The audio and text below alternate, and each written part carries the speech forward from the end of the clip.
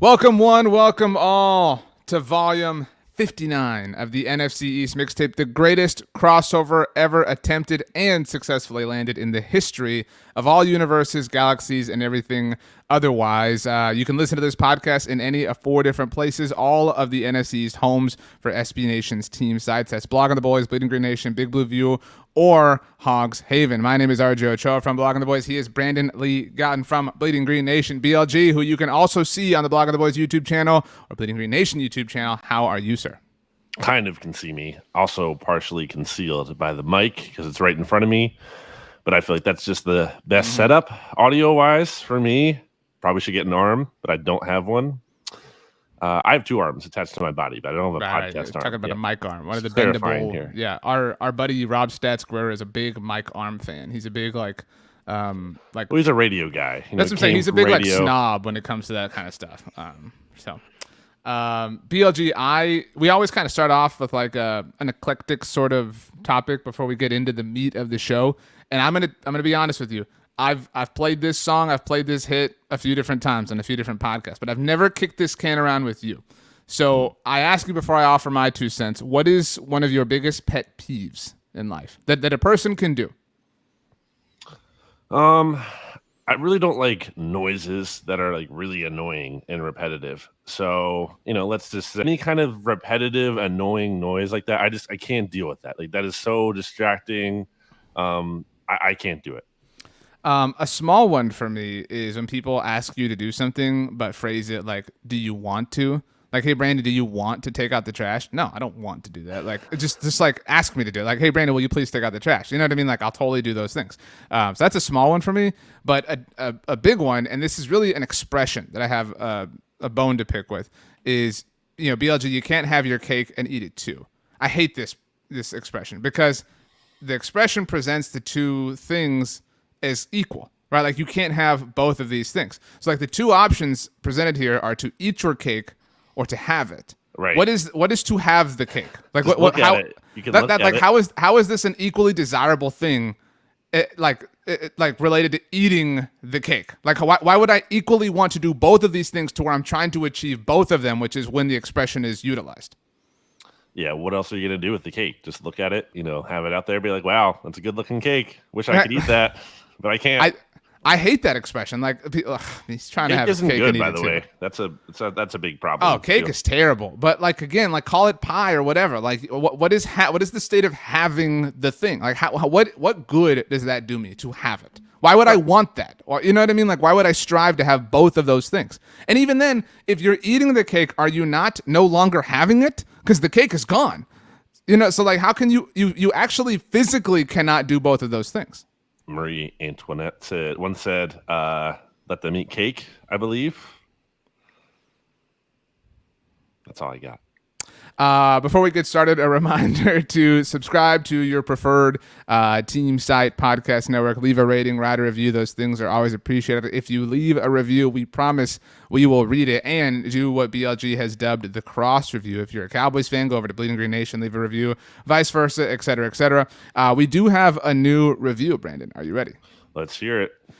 This comes to us from Mario Cap, who, as you have called him, is a bit of a serial reviewer.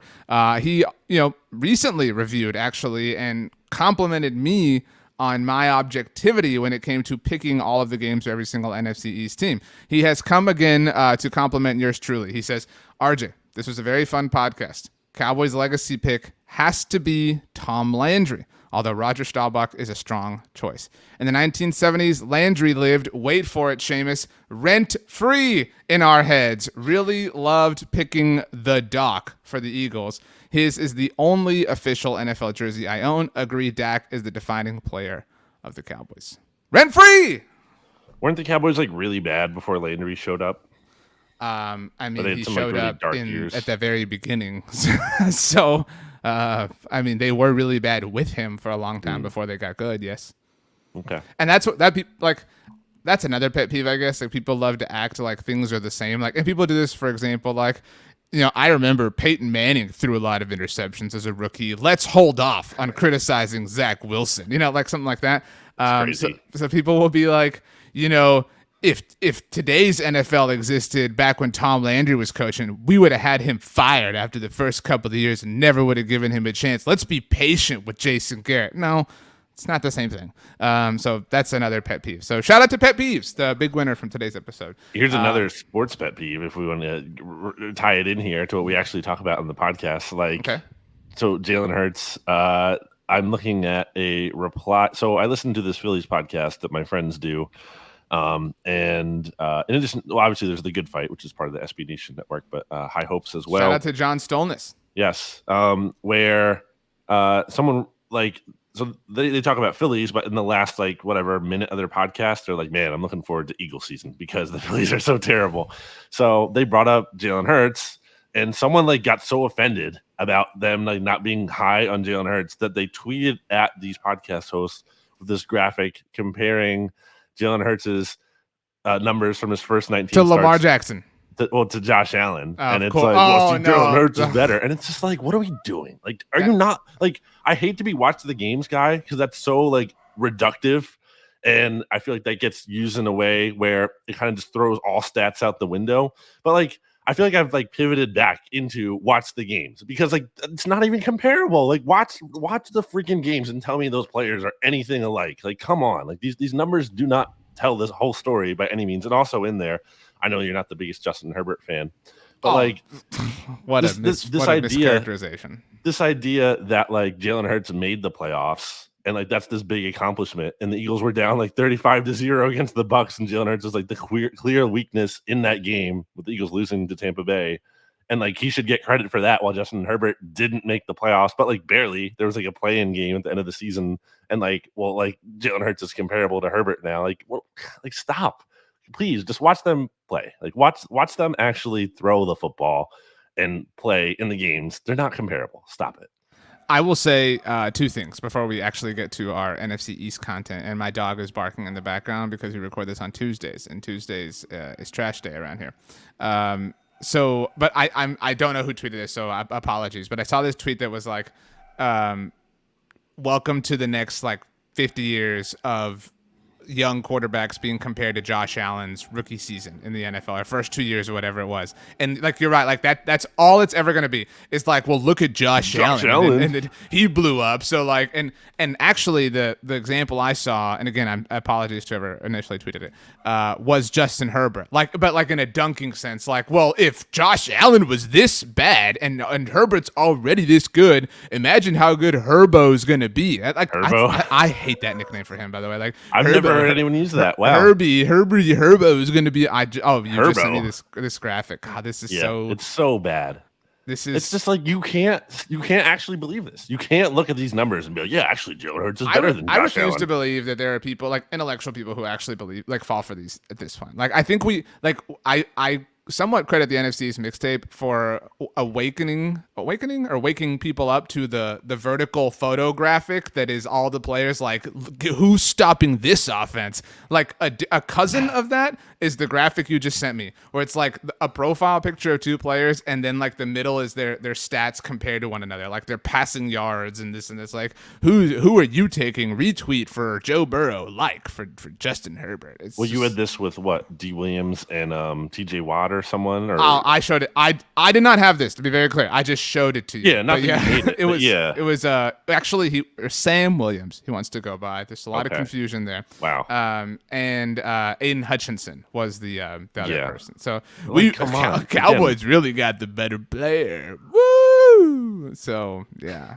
It's the NFL teams aren't privy to this, and it's only someone who has taken the time to go through the statistical comparison has outthought everyone. It's a different thing, obviously, and I don't mean to awaken any sort of political discussion, but it's I'm sure you've seen the meme. This was going around a lot early in the pandemic, but of a cartoon drawing. It's an old man telling his wife hey honey, look, I found some research on the internet that all of the doctors in the world missed. It's something like that. Guys, that really is. I mean, speaking to a larger point, and not even just that specific thing, that is such where we are today. In sports discussion, even it's you can literally believe anything you want because you can find you can cherry pick some kind of stat or whatever to just fit your argument. For real, Okay, this is my last thing, and then we're getting to our actual subject today. I also wanted to say Aiden Hutchinson, friend of the SB Nation NFL show, because people should go listen to that show as well. I did, BLG. I love to tweet my last time X happened, the Dallas Cowboys won the Super Bowl. Yeah. I don't know if you saw last weekend, not a few days ago, but last weekend I tweeted that Troy Aikman was entering when Troy Aikman entered his 7th season in the NFL. The Super Bowl was in Arizona, and the Dallas Cowboys won that Super Bowl. And I tweeted that Dak Prescott is entering his 7th season in the NFL, that the Super Bowl is in Arizona this year.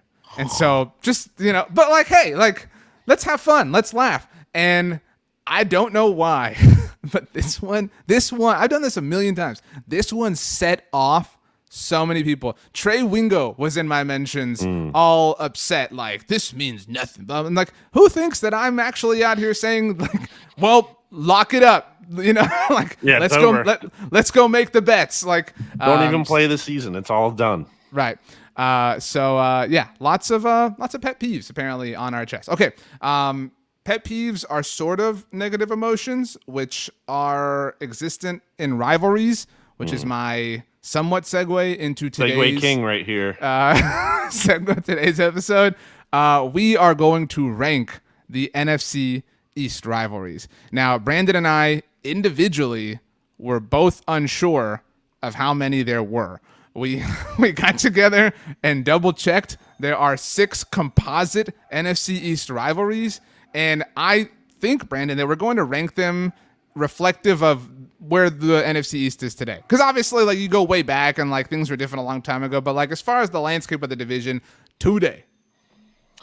I agree mostly. I think there is some historical context to consider into the evaluation. Right. Yeah, more than none at all. But yes, I think obviously skewing more towards recent, because it's weird to be let's just say in theory that the Commanders and Giants had the greatest all-time rivalry. Well, it's how could you put that number one right now? Given how bad those teams have been. You just can't do that. The way the NFL tries to force feed Packers Bears down our throats. You know what I mean? They're like the NFL's oldest rivalry. Yeah, it's not a rivalry. It's just something the Packers own. That's it. Maybe when I don't know. Justin Fields gets replaced and the Bears get a good quarterback.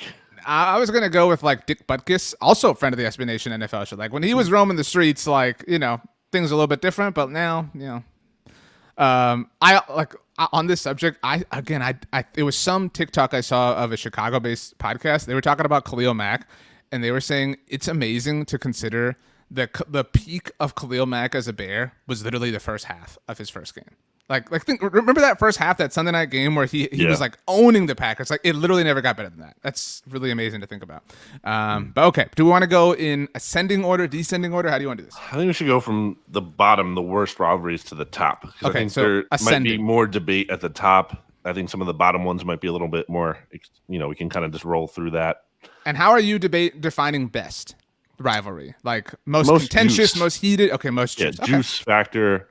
I also came up with kind of related, but a little bit separate, every team's top rival, which I guess we can kind of get to at the end of the podcast. We'll be talking that through here. I wanted to tell you very quickly that right now, Jason Garrett just tweeted. Did you know he's on Twitter now? No. He tweeted, "Go see at Top Gun movie!" ! Fantastic! ! Quick tip, go back and watch the original first! ! It's available on at Netflix. Period. Is he getting paid for this? ! I would assume he is. I really would. I like how this is a quick tip, as in hey, if you didn't think of watching the original. In case you didn't know that this was a sequel, go watch the first. Hey, when Jurassic Park World Dominion Conqueror whatever comes out, go watch the others. What a quick tip. Thank you so much, Garrett. Appreciate you. Have you seen Stranger Things at all yet? I don't want to be clear before say anything more. No spoilers here, but just wanted to ask. So my wife and I watched the first 2 episodes of Obi-Wan Kenobi over the weekend, and I want to comment on that, but I probably shouldn't. You shouldn't. But I think we all feel the same way about the one thing. But anyway, I decided to go back and rewatch season 3 of Stranger Things because I kind of remembered it, but like I don't totally remember it. Nice,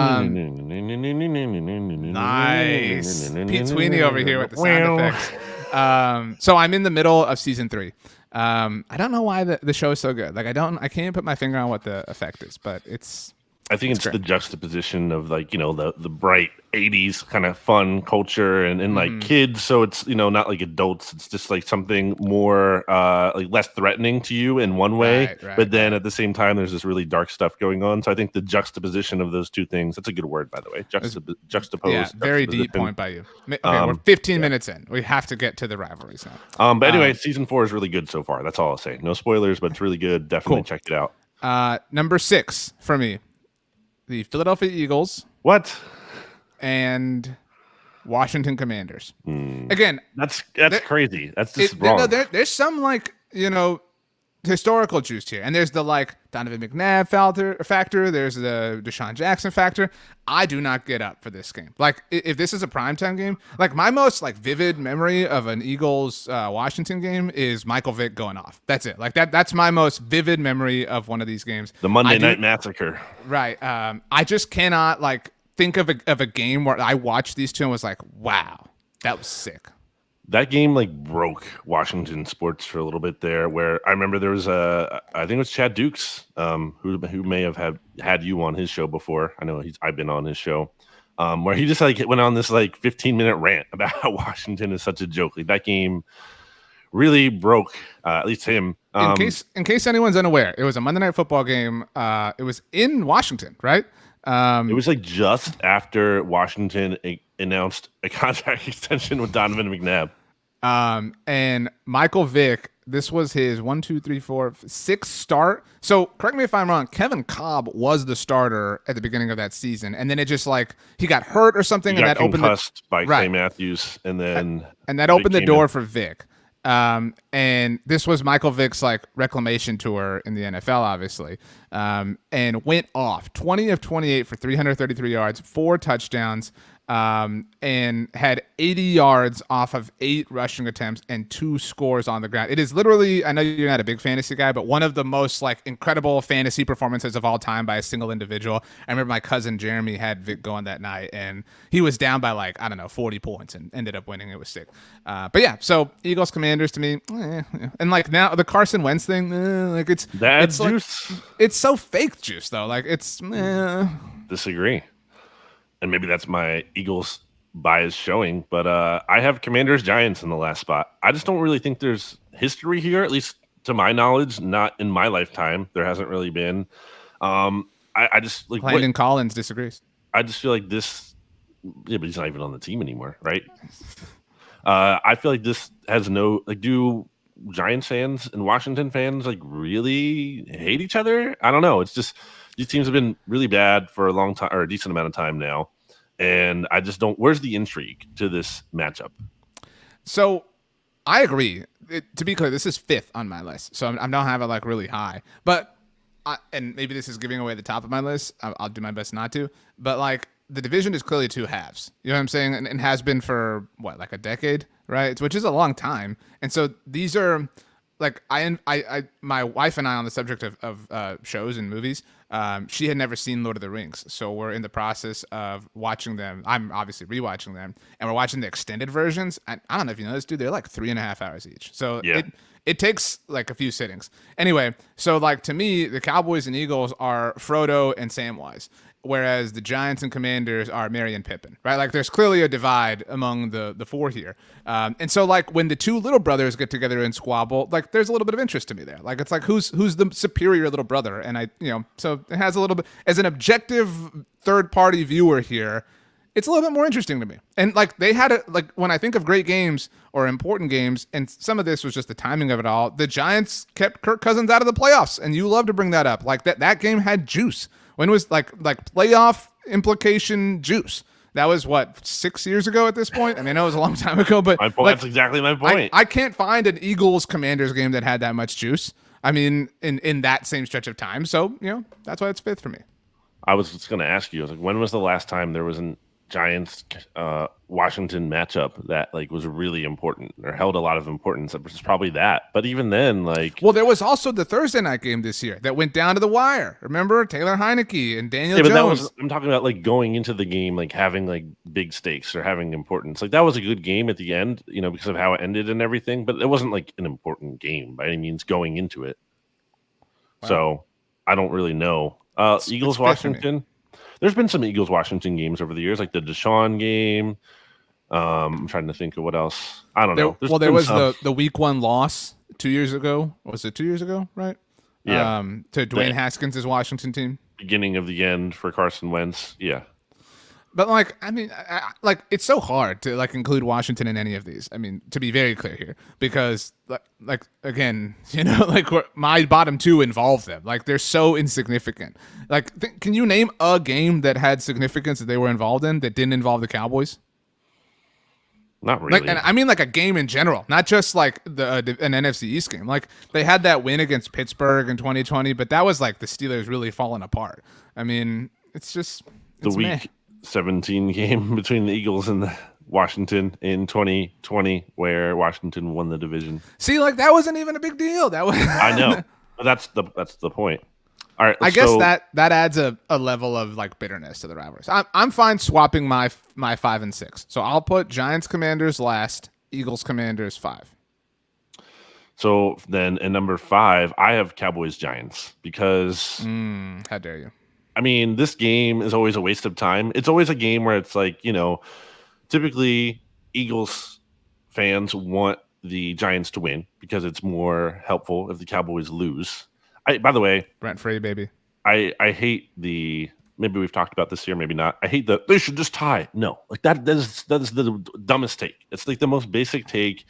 A tie is not helpful. Like a tie does not help in most cases, especially if the Cowboys are ahead. You want to see the Cowboys lose. Like even if it did help, it's so like it's also a dumb thing to. That's what I'm saying. Like it's so like obvious. Like, and another thing I hate is like I could never cheer for the Giants to win, so I'm rooting for the Cowboys to lose. Well, I think that's fine, like, but that's that's so lame. Like let's we can all like say it out loud. Like it's okay. Like it's just that's disagree. Whatever. I think the framing is fine, and that's exactly what I'm hoping for. I'm hoping the Cowboys lose. I'm not like happy the Giants are winning. I'm like, yes, the Cowboys are losing. Yeah, it's great. Anyway, I have Cowboys Giants here just because the Eagles will never get any help from the Giants being able to beat the Cowboys. Dak has never lost to the Giants, right? That's incorrect. I don't know if or like one time in his. He got swept by the Giants his rookie season. Okay, and then didn't lose for a long time, and that was it. Okay, so the one like fluke year that the Giants had, where they clearly like weren't as good as their record indicated. Right. Yeah. So okay, that one season, but outside of that, he hasn't lost to them, right? I'm pretty sure. I'm very certain that he has not. They did lose the second game in 2020, but Dak wasn't there, obviously. So. Right. So, I mean, I always like it's a lock. The Cowboys are going to win that game as long as Dak isn't hurt. I will say, like modern day, which I mean, the Dak era. This is year 7, as pointed out by Trey Wingo. Of the Dak era, so like obviously also a guest of the SB Nation NFL show at one that's point. True. So I mean, it's been a long time, right? Like since this had juice, but I mean, before that, there was a lot of juice here. I mean, like the Romo Eli, Cowboys Giants games had a lot of juice, and that's like that makes me so sad that like Eli like had these like incredible performances, and so like it just makes me sad that it happened against my team. But like the 2000 look up week 1 2007, the Cowboys won that game, I think 45-35. Like that was a shootout against Eli's Giants. That year they met in the playoffs. Like we're talking about a team that met in the playoffs, and then one of those teams won that game and won the Super Bowl. I mean, so like I think like off of that alone, that happened in the last 15 years. Like that revives this a little bit. That was their first meeting ever, I think, in the playoffs. In 2008, Dallas, their season was, on its final legs, and they beat the Giants on Sunday Night Football to keep it alive. They lost to the Ravens the next week, the final game at Texas Stadium, and then 44-6 happened. But that was a big time win against the Giants that were defending world champs and everything like that. Eli and the Giants won the first game ever at what was Cowboy Stadium and now is AT&T Stadium. Like, there is a lot of like bitterness to this. Plus, like, this game, and I think this is maybe what's happened to you. It's provided a lot of fatigue with how often it was week one, Cowboys Giants Sunday Night Football. Like, every year.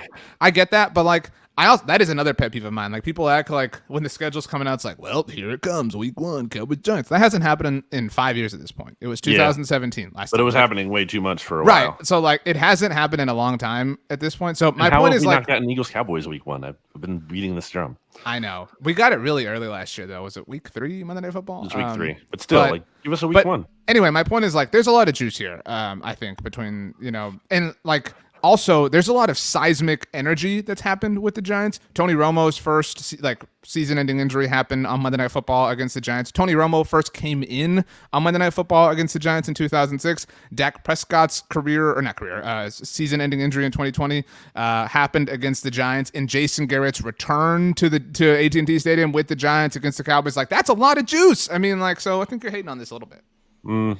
It doesn't do a lot for me because I just always feel like the Giants don't even have a chance in that game. To be fair, I've already mentioned my 6 and 5. Cowboys Giants is 4th, so it's not like I have it like incredibly high. But yeah. So I have Eagles Giants 4th, and it kind of similar reasons. Judge owns the Eagles. You know, I love that stat about how Donovan McNabb had the same amount of wins or whatever against the Giants. It's just, it became a point. And it's still kind of at that point where it wasn't even a rivalry anymore. Like it used to be for a while, and arguably some would argue Eagles' top rivalry. But then the Eagles just ended up. It's been so one-sided. In fact, that I've brought this up before. I'll bring it up again. The Eagles, who never had a series lead against the Giants ever since like 30 something, actually overtook the all-time record against the Giants. Which maybe like that doesn't mean anything to people. But it kind of speaks to like how dominant the Eagles have been over the Giants for a long time now. And yes, had a couple of losses to Joe Judge in there. Well, the Eagles clearly worst loss last year in terms of expectation, not in terms of, obviously they got blown out by some teams, but those were better teams. The Giants were terrible, and the Giants didn't even play well in that game. That wasn't even a game the Giants could like feel good about winning. It was just more about like the Eagles like just doing everything they could possibly do to lose and embarrass themselves, which they did. So I have this towards the bottom because even with those wins, that hasn't really like shifted the paradigm here. Maybe there's a little more juice with James Bradbury leaving, but not really. I don't think that really does a lot. I think this is kind of a lame rivalry that could get reheated up again in the future, but right now is dormant. So I have this. So I've already mentioned my 6, 5, and 4. This is third for me. So we're basically following my list. Just shout out to me.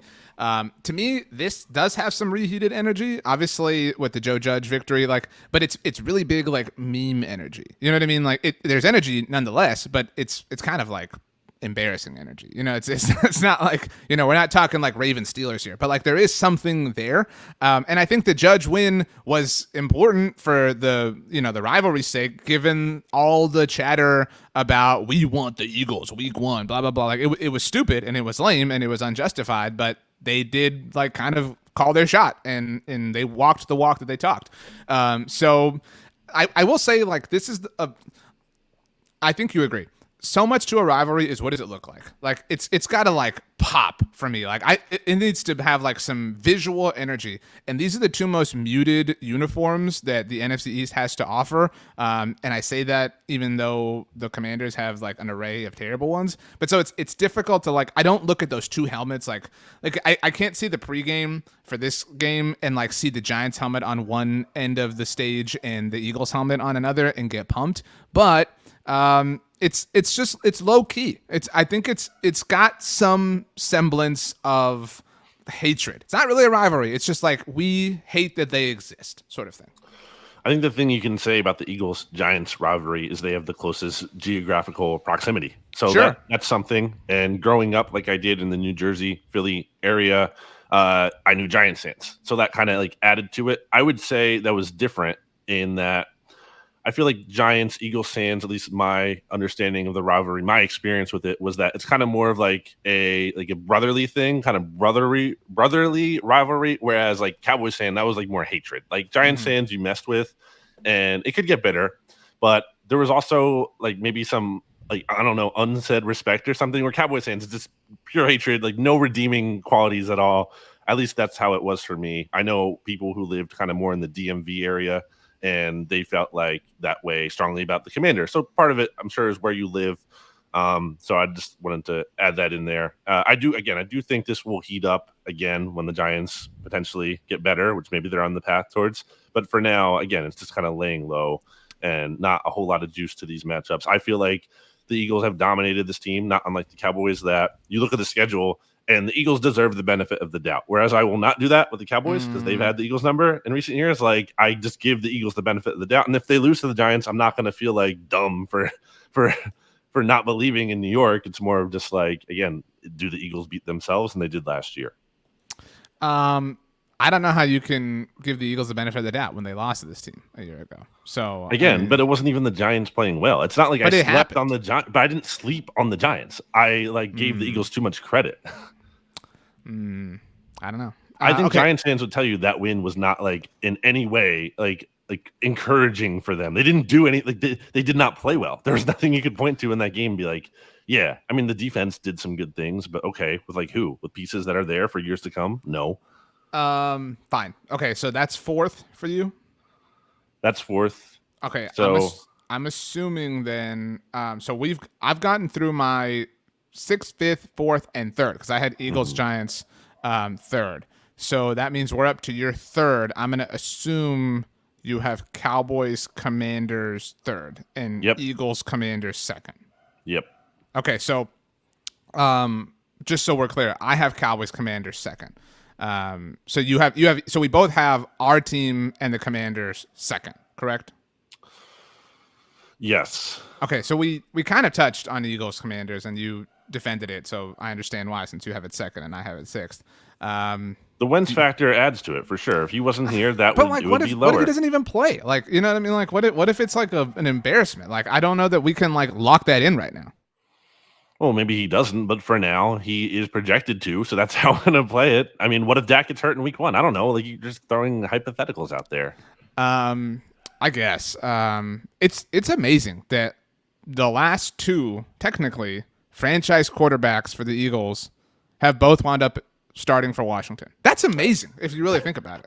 And it is, because also, how is Washington like, yeah, we got it. Don't worry. This is definitely going to work out this time. Even if you go back to Sonny Jurgensen, too, and that one did work out more for Washington, but still, it's kind of crazy how you have division rivals repurposing the other team's quarterback. I still don't – there's no Eagles Commanders juice that, like, gets me pumped, but I guess I am pumped to watch the Wentz thing. But I'm really, really rooting for Wentz. Like, I really, really want to see that. You should be, yeah. But, okay, so Cowboys Commanders. I would argue that this is maybe the most historical rivalry of all time. And you always hear that. That's like always the thing. It's like, oh, you know, because people will be like Eagles Cowboys because it's more of the recent thing. But no, actually, it's Commanders or Washington Dallas. Right. This goes way back. Like this is like the OG, like into the 70s. Like, and you know, we didn't even mention, by the way, Lawrence Taylor, who we talked about last week, by the way. But I mean, had a big role, obviously, in this all these rivalries. But in the Giants Commanders rivalry, I mean, obviously with Joe Theismann. But like that was like I think that was maybe the true first rivalry, like deep hatred, you know, whatever. And so. It's maybe the longest standing one. I think you could argue over the Jerry Jones era really lost juice. Like maybe that whole time. And that isn't like, I'm not saying it's Jerry's fault, just like from a timeline perspective. That's because you could also say like the Dan Snyder era has really been when it's like kind of lost its juice. But yeah, I mean like, you know, I will say they're my favorite team for the Cowboys to play on Thanksgiving because it feels the most Thanksgiving-y. You know what I mean? Like, and I want that game on Fox. Like, it checks all the like nostalgia boxes for me. And you know, Dallas got swept by them in 2012. RG3's year, and that was really painful. But like, that was the last time I really like hated them because it was annoying, right? Like they were good, and it was frustrating, and you know, you were nervous about what RG3 presented over the course of his career, but. I mean, there have been a lot of, you know, tense moments, but there have, like, in our lifetimes, you know, for the 30-something-year-old, there haven't been a lot of, like, true contentious moments. I would say the most the one people probably remember the most, and I don't know how well you remember this, but the penultimate game of 2013, Dallas was clinging to a playoff spot and had to win out, and Tony Romo threw what we didn't know while hurt, game-winning touchdown to DeMarco Murray. Dallas kept their season alive, and Romo had to miss the season finale that Kyle Orton started against Nick Foles' Eagles. And so that was the last, like, man, this is intense. This is a team that Dak has owned forever, basically, except for a handful of moments, obviously, the 2020 season notwithstanding. But yeah, Dallas, Washington goes way back. Yeah, I don't think I've really ever hated Washington in my lifetime, which kind of takes the luster out of me putting them at number 2. But again, we talked about this being more recent. And I think the Wentz thing is really big for the Eagles' perspective, and probably the Washington too. But yeah, it's tough. It's tough to give Washington a lot of juice here. They are the true little brother. Like, I think if every team in the division picked a little brother, it would be Washington, because they do the dumb stuff.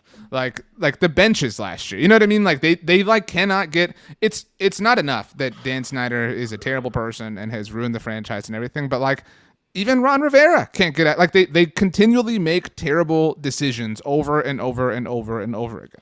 And that's why I think they're so unthreatening. Ultimately, when was the last time? And the answer is the RG3 season that you felt like legitimately threatened by Washington, like that they were going to have some kind of sustained success in the division. Like maybe they're good in a given year, but like when was the last time you were actually kind of be like, oh no, this team might be a problem? And there isn't an it was answer. then. I will RG3. say there are also, like, and I think you would agree here, there are some like Thursday or Sunday or Monday night games where you're excited to root against your NFC East rival, right? Like, I don't know, there's like a Monday night game and the Eagles are playing the Saints, and you are like pumped to root for the Saints that night, or like, you know, whatever, it's Saints Cowboys, or what, you're like Packers Cowboys. Like, I'm sure you like love rooting for the Packers in those moments, and like I can't think of a time where I've like enjoyed rooting for a different team against Washington in that kind of spot, because it's never significant. And that's the thing too, like, you know, the Eagles play, if they're not playing the Cowboys, they play legitimate teams in those windows, and the Cowboys vice versa, right? So like you get to root for, again, the Packers or the Saints or, you know, the Seahawks, teams like that. Like the Washington doesn't, like if Washington isn't playing an NFC East rival in primetime, like who are they playing that's good? Like, can you think of a primetime game they've played against a non-NFC East team that was like a quality opponent? Not really. No. You can't. It doesn't exist. Doesn't happen. Yeah, and that again speaks to Dan Snyder being a terrible owner and kind of really providing like a safety net for Washington's rivals of like ever having to not worry about them. So all that said, again, the Wentz thing is just a lot of juice to me. Eagles fans take over that stadium. It's a big gap. Look, it's not like the spot from 1 to 2 is equal to the spot from 2 to 3. Like, there's a big gap. But they're here right now in part because I think a lot of the other ones lack juice. It's been a division of 2 teams really for a decent amount of time now. Other than, you know, like a stray year here and there by Washington, who won the division with a sub 500 record. Their last 2 have happened when the Cowboys franchise quarterback was hurt for the season. Right. Just so putting that out there. So not exactly the biggest threat here. So it's only natural that they would all rank behind the thing that, of course, we would rank top on the list. I just want to say this. When it comes to number 1, only one of these teams, when it comes to the number 1 rivalry, refers to the week by the name of the other team. That's a one-way thing. Like it is for Cowboys Eagles. No Cowboys fans. Like, who did you have as your top rivalry? It's Philly week. Who did you have your top? It's Philadelphia week. Who do you have as your? Oh my gosh! Like it's. So and who like, do you have? I can guarantee you, there's list? no content at Blogging the Boys that's like it's Philly week. So rent free, baby. Who do you have at the top of your list here? Rent free. Who do you have at the top of your list? We have the same thing at the top of our list. Oh, interesting. Yeah, I mean, again, so this rivalry the Eagles are the one in the division. The Eagles are the best little brother. Like, that's really all I can offer you. I mean, you know, who's the Cowboys' top rival? It's the Eagles. I mean, right now in our lifetime. But you know what? Like, that is really like it's not even a 21st century thing. Because I was obviously thinking about this in preparation for this. It's really like a 2011 since thing. Like it's like the last 10-ish years. Maybe like that 2013 Week 17 game was like the beginning of it. Because even before that, and I'm being totally truthful here, from a Dallas perspective, there was no like real threat like I was never like, oh, like yes, 44-6 was very painful and that was annoying. But other than that, like, and the 2009 had the playoff one. So like last time these two teams met in the playoffs, Dallas won. I mean, like, but this rivalry was really lacking. Like it really, really was lifted by the 2016 NFL draft. It is a bummer to that point you just made there that like these teams haven't met in the playoffs more often, and then really just NFC East teams as a whole, because the division has been not great. Maybe not as bad as everyone likes to say, the NFC East, but it certainly hasn't been great. And that kind of takes the luster at a lot of these rivalries, is because you're not even seeing good like playoff matchups that add to rivalries. So it's definitely a big factor here, and it's crazy. Like even for this being the top division rivalry, again, when was the last time we saw a week 1 game? When was the last time we saw a playoff game? And even when they were in that playoff game, which was what, the 20... That was 2009. The 2009 season. And Donovan McNabb's air guitar, baby. Well, it was really dumb, too, because the Eagles, lost to the Cowboys in week 17 that year. Yeah. And then I had no confidence they were going to beat. No one had any confidence the Eagles were going to win the next game because they just gotten beat. So that game didn't even have, I think, the most juice heading into that one. It's like, that's the thing. Like, the juice that this rivalry has really had very little to do with the games that they've played against one another, which is unfortunate. And even, like, we've brought this point up several times, and I've mentioned it for years on BGN Radio, even since 2016, in the Dak, I guess, Wentz still, but formerly Wentz era, like, mostly the games in Philadelphia have meant nothing. Like, the only real consequential one was 2018, which Dallas won, and 2019, where Dak was hurt, but, still Philly won. So, like, we've gotten, in the last 6 years, 2 games of consequence in Philadelphia. So it's like, I don't want to say we're hypocrites, but like they have been the 2 best teams, but their games against one another have generally been meaningless. That says more about the quality or lack thereof in the division of these, I would also say, and of the scheduling, games. Because they've had 3 games in the final week of the regular season. So like half of the time. That's all the more reason why they should have one in week 1, because you've effed this up in the past. I agree with you. I do want to bring this up. So shout out to Mark Lane, who hosts a podcast for us that comes out on Mondays on the Blog on the Voice podcast network. It's called Hidden Yardage. He specifically made a joke about how you specifically should be aware of the Cowboys' record at Lincoln Financial Field, a.k.a. the Link. Do you know, Brandon, what each team's record at the Link is? Each other team, Dallas, Washington, and New York, obviously. Since when? Since the Link opened, yeah. So that's week, 2003, 4? 3. No. So, I know that, but I do know that there was a long stretch there where like the Eagles could only win in AT&T, and then the Cowboys could only win in Philly. So the Giants are 6-14 at the Link. I'm surprised it's that high. That does include what was it, the 2008? No, there was a playoff loss in there. I forget what year it was, but that does include the playoffs. The Commanders are 8-11 at the Link, so a little bit closer to 500. The Dallas Cowboys, the only team above 500, they are 11-8. But to the point we mentioned, 2 of those wins were week 17 of 16 and week 18 last year, and one of the losses. Week 17 it was 2017, week 17, and the loss was the year before. So, and that was a terrible game. It was 6-0. I know, but so you've got some weird stuff there, but still, Cowboys the only team with an above 500 record at the Link, so they own it. Basically, is my point. What's the Eagles' record in AT&T Stadium in that time? I don't know. I don't have that information. I didn't look that up. I prepared what I needed to for this show. Did you? No. By the way, Mark also added that the Cowboys are the only NFC East team to have 8 or more wins in all of their divisional opponents' venues. So you gonna hang a banner for that? FedEx Field is the oldest of the 4. Big shocker there, Dan Snyder. Dallas is 16-9 there. As mentioned, Dallas is 11-8 at the Link. And keep in mind, MetLife Stadium opened in just 2010, so not incredibly long ago, but still. And Dallas already has 8 wins. They are 8-4 there. So that really speaks to who the Cowboys are, as Bear barks in the background. So we talked about the Cowboys' top rival being the Eagles. Eagles' top rival, Cowboys. Who do you think the Giants' top rival is? It's the Cowboys. I think everyone's is the Cowboys.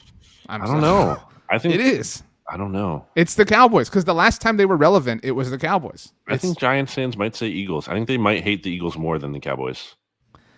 I mean, maybe like the older people from like a proximity standpoint, but it's the Cowboys. Like the Cowboys own everybody. Like, and I know that bothers you to admit, but we both know that Washington's top rival is Dallas. I mean, New York's is definitely Dallas. But I would say that New York owned the rivalry in the moments that mattered, like the playoffs.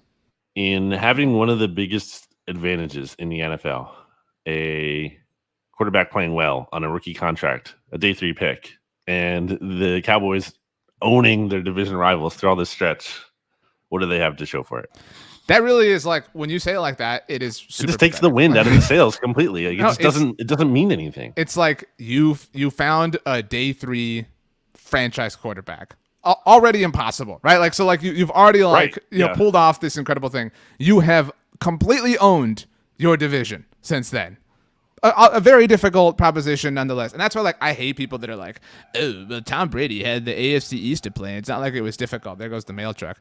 What has been stopping you, Dallas? Like, the big bad NFC East? Like, it's been nothing. Like, and it hasn't been like they've been in a loaded conference and like, let's just say for the NBA equivalent, like the Warriors, they did like, it's like the Cowboys got to multiple Super Bowls, but they ran into like this juggernaut team every year that they just couldn't get by. Like LeBron had some issues with that. Right. It's not even like that. Like they what, like 2 playoff wins, 1 playoff win? They have. I mean, since when? Like, are you being specific? Yeah, I don't know. Like, whatever, in the stretch that they've dominated the rest of the division. And I mean, well, in the Dak era, if you want to like include that, they have 1 playoff win, but they've made it to the divisional round twice. Because I think that, and despite like, playing at home too, and no, but like the 1 seed. I don't mean to make this about this, but like I think that is something that should be like given as a point of credit to people, but more so now that there's only 1 bye in each conference. But like people act like, oh well, they lost their first playoff game. Yes, that's true, but they earned a bye. Like that's it's not the same thing as winning a playoff game, obviously, but it's worthy of like mentioning it out loud. Is all I'm saying. But yeah, it makes it more embarrassing when they lose.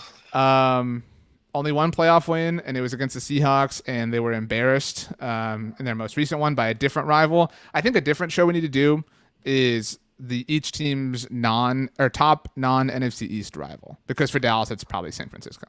Cowboys' last 3 playoff games have been against NFC West teams. Yes, the Niners, who they lost to, the Rams, who they lost to, and that came 1 week after the Seahawks. Who they beat. Maybe they'll get the Cardinals this year and win. An old school NFC East team. The real NFC East. Back when the Phoenix Cardinals were playing. I remember it was so awesome.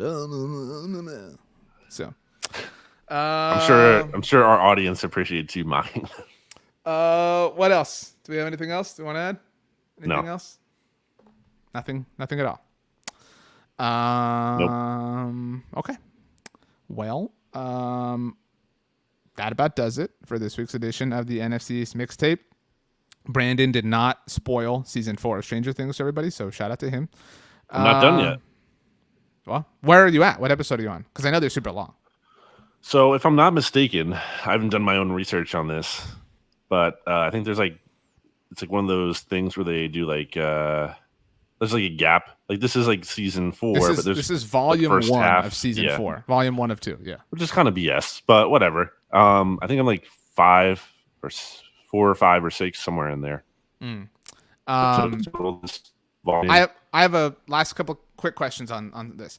When you're watching a show that you're into, it's not like a show you're casually watching. All right, and you get like a text message or something. Do you check it or do you pause the show to like address the phone? There's a lot of different variables here. Sometimes I'm watching on my phone, so maybe if it's pressing and I'm just there anyway, and I'm looking at the screen and I want to go to the next screen. Okay, you're watching it on TV for the watching sake of on TV. Yeah, and I'm probably not looking at my phone. And but like you feel the notification on your watch, or you hear it or something. I don't have notifications except for phone calls. In terms of like things that vibrate or just vibrate. I don't have any notifications on my phone that I look at my phone enough that I don't need it, and also I don't need to be looking at my phone even more than I do.